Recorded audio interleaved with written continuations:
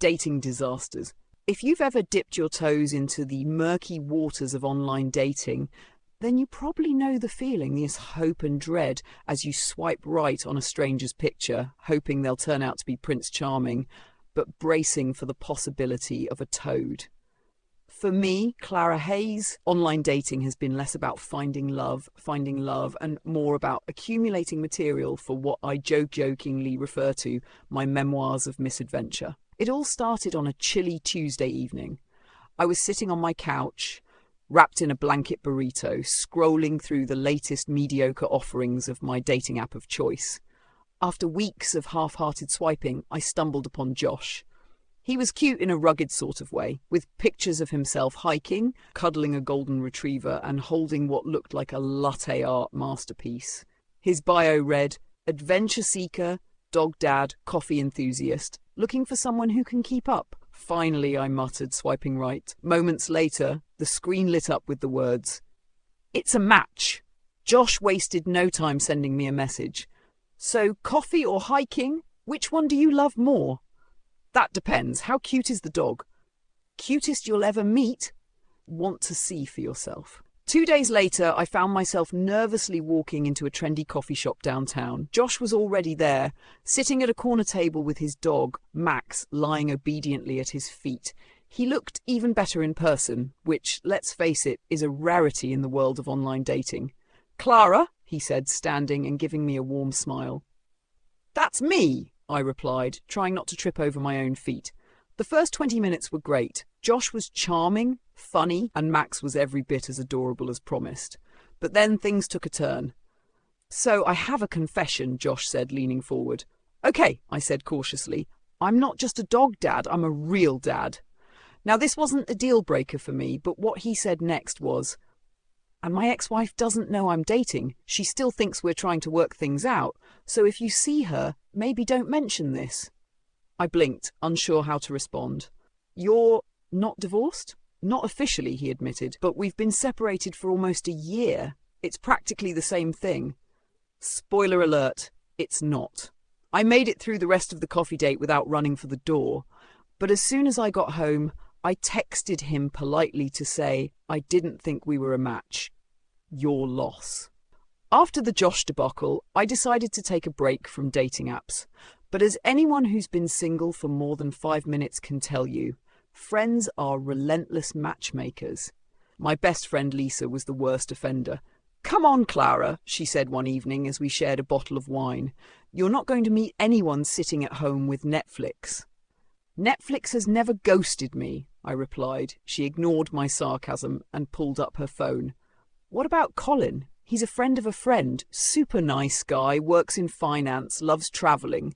Before I could protest, she'd sent my number to him. Colin and I met for drinks at a rooftop bar, and I had to admit Lisa was onto something. He was polite, easy to talk to, and had just the right amount of 5 o'clock shadow. By the time our second round arrived, I was thinking this might actually go somewhere. Then, out of nowhere, he said, "So, how do you feel about splitting the check?" "Sure," I said, a little surprised but not offended. "Great," he said, pulling out his phone. "I've got this new app that calculates exactly how much each person owes, down to the tax and tip. Let's see. You had the margarita and the fries, so your share comes to $17.42. It wasn't the splitting the bill that bothered me. It was the precision. The man had the nerve to Venmo request me before we'd even left the table. I texted Lisa afterward. "Colin is fine, but I don't think I'm cut out for dating accountants." Still, I wasn't ready to give up. Hope springs eternal, and all that. A few weeks later, I matched with Alex, a graphic designer who loved books and claimed he made the best pancakes in the world. We decided to meet for brunch. I arrived early, sipping coffee and scrolling through my phone while I waited. When Alex walked in, I stood up to greet him, only to watch in horror as he tripped over a chair and sent an entire tray of mimosas crashing to the floor. "Great first impression, right?" he joked, his face bright red as he helped the server clean up. Despite the rocky start, the date went well, or so I thought. But when I texted him later to say I'd had a good time, he replied, "Same, but I didn't feel a spark. Good luck out there." I stared at my phone, torn between frustration and admiration for his honesty. By the end of my first month in the world of modern dating, I'd collected enough stories to fill a comedy special, and I wasn't even sure if I'd met anyone I'd like to see again. But there was one thing I knew for sure. Whether it was coffee with a not-quite-divorced dad, drinks with a human calculator, or brunch with Mr. No Spark, I was learning something with every disaster. Modern dating, as chaotic as it was, had a way of showing you exactly what you didn't want. Despite my rocky start in the world of modern dating, I wasn't quite ready to throw in the towel. Sure, I'd had some disasters, but I convinced myself that the right person had to be out there. Someone who wasn't carrying lingering ex-spouse baggage, splitting hairs over bills, or tripping over furniture at brunch. So, I re-downloaded the app, refreshed my profile, and prepared myself for the next adventure. This time, I decided to broaden my horizons. After all, they say opposites attract, right? Enter Julian. Julian was an artist. His profile was filled with pictures of him in his studio, surrounded by splatters of paint and half-finished canvases. His bio was cryptic but intriguing. Creating beauty in chaos. Let's make some art together. Our chats were lively, filled with his quirky humour and artistic musings. He seemed like the perfect antidote to my past dates. Spontaneous, free-spirited, and refreshingly different. We decided to meet at an art gallery downtown. Julian suggested it, saying he wanted to share inspiration with me. Admittedly, I didn't know much about art, but I figured it couldn't hurt to step outside my comfort zone. When I arrived, Julian was waiting outside, dressed in a vintage jacket and a scarf that looked like it had been stolen from a costume department.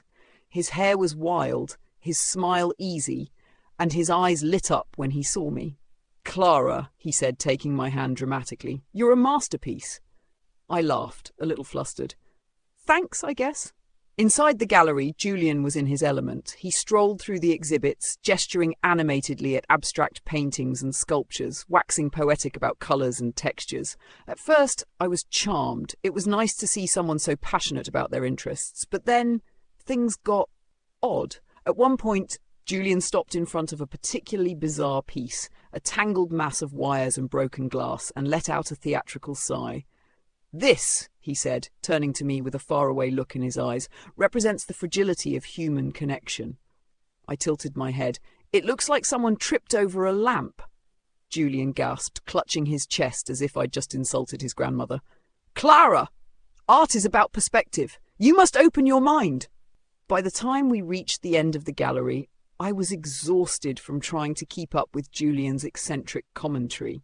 When he suggested grabbing a drink at a nearby bar, I agreed, hoping the conversation would veer into more relatable territory. It didn't. Over cocktails, Julian told me about his dream of creating a living art installation where participants would paint each other's emotions. He then proceeded to ask me increasingly bizarre questions, like, if your soul were a colour, what would it be? And do you believe your shadow has its own consciousness? When the bill came, I was more than ready to call it a night.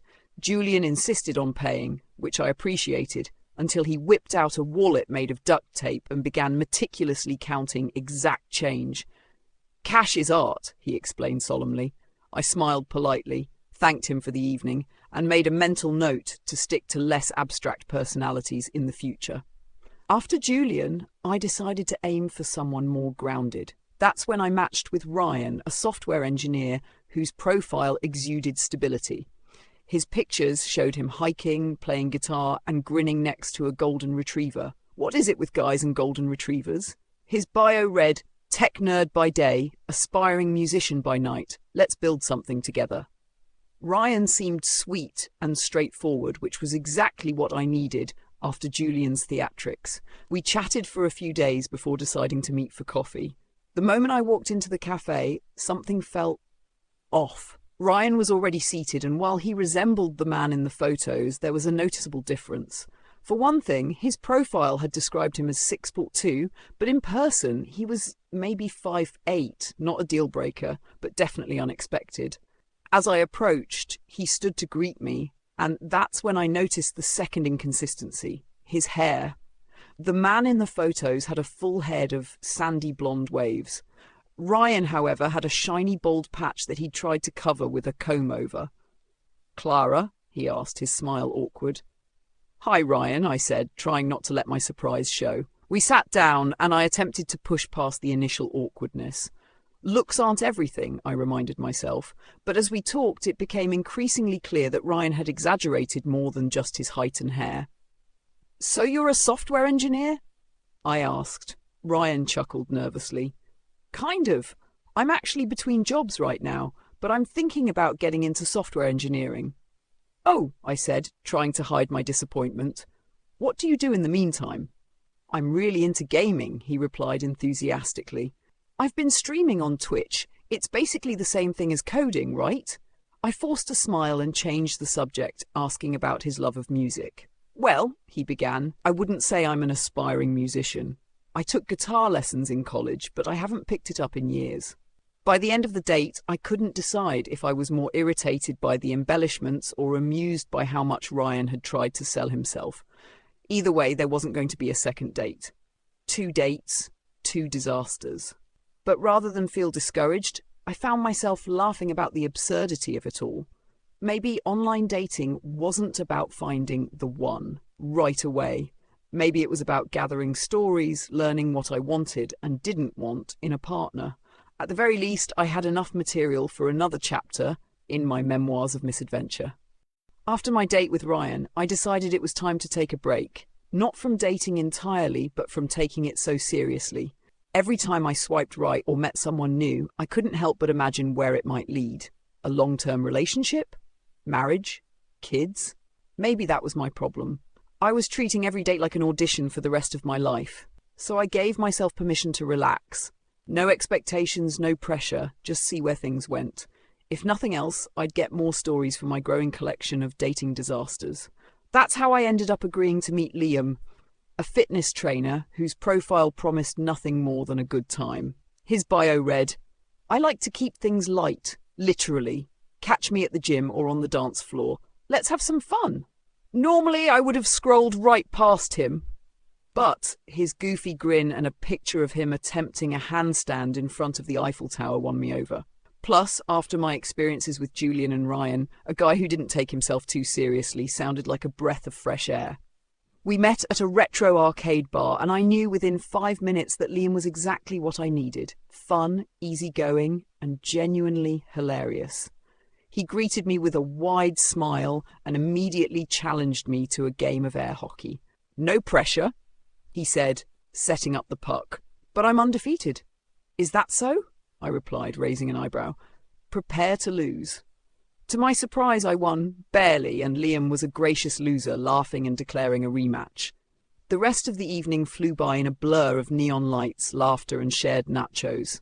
Liam was the kind of person who could make anything fun. When we discovered that one of the pinball machines was broken, he made up an elaborate backstory about the ghost of Pinball Pete haunting the bar. When I spilled salsa on my shirt, he turned it into a joke about my battle scars. By the end of the night, my cheeks hurt from smiling so much. "So," Liam said as we stepped outside into the cool night air, "what do you think? Am I disaster-worthy, or do I get a pass?" I laughed. "You're definitely not a disaster." He grinned. "High praise. Let's do this again sometime." For the first time in a long time, I felt excited about the idea of a second date. "I'd like that," I said. Over the next few weeks, Liam and I went on several more dates. We went bowling, explored a farmer's market, and even attempted a salsa dancing class. Spoiler, I have 2 left feet. Each time, I found myself appreciating his lightheartedness more and more. But while Liam was a blast to be around, I couldn't shake the feeling that something was missing. He was great for laughs and adventures, but when we tried to talk about deeper topics, our goals, our fears, what we wanted in a relationship, the conversation never seemed to go anywhere. One evening, over dinner, I finally brought it up. "Liam, can I be honest with you?" "Always," he said, leaning back in his chair. "I've had so much fun with you," I began. "You've reminded me how to relax and enjoy myself, but I don't think this is going to turn into something serious." To my surprise, Liam smiled. "I kind of figured that." "You did?" "Yeah," he said. "You're amazing, Clara, but I can tell you're looking for something deeper, and that's not really me." I'm more of a live-in-the-moment kind of guy. Relief washed over me. I'm so glad you feel the same way. I was worried about hurting your feelings. Hey, he said, raising his glass, if all we get out of this is some great memories, that's a win in my book. We clinked glasses, parting as friends rather than failed dates. After Liam, I decided to take a break from dating apps entirely. I focused on myself, my work, my friends, and finding joy in the everyday. For the first time in years, I felt genuinely content with being single. And of course, that's when it happened. I was at my favourite bookstore one rainy Saturday afternoon, browsing the staff picks table when someone spoke behind me. Excuse me, are you a fan of that author? I turned to see a man around my age, holding a book by the same author I'd just picked up. He had dark, slightly messy hair, kind eyes, and a shy smile. I am, I said, glancing at the book in his hands. Though that one's not their best, I'd start with this one. I held up my choice. He chuckled. Good to know. I'm Will, by the way. Clara, I replied. We ended up chatting for nearly an hour about books, favourite movies, and the best coffee shops in town. Will was thoughtful, easy to talk to, and refreshingly genuine. When he finally asked if I'd like to grab coffee sometime, I surprised myself by saying yes without hesitation. Looking back, my journey through the chaos of modern dating wasn't about finding the one. It was about finding myself, learning to laugh at the disasters, appreciate the lessons, and trust that the right person would come along when I was ready. And as Will and I sat together in that little coffee shop, talking and laughing like old friends, I couldn't help but think that maybe, just maybe, I'd found someone worth swiping right for.